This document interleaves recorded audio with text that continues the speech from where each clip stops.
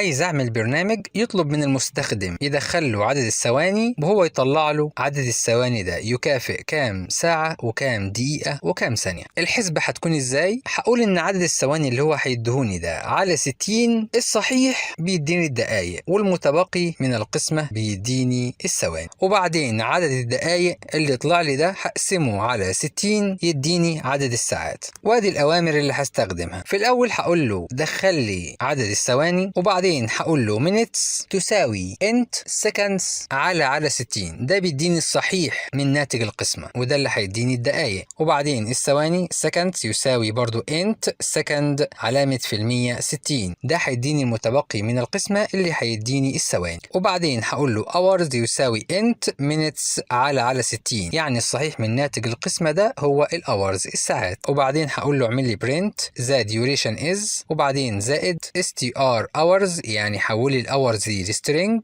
وبعدين نقطتين فوق بعض، وبعدين str minutes، وبعدين زائد برضو نقطتين فوق بعض زائد str seconds. لازم احول السكند والاورز والمينتس الى string، لان هنا الجمع لازم يكون string زائد string او رقم زائد رقم. تعالوا نعمل run. هدخل له عدد الثواني، هيطلع لي على طول عدد الساعات والدقايق والثواني بالشكل ده.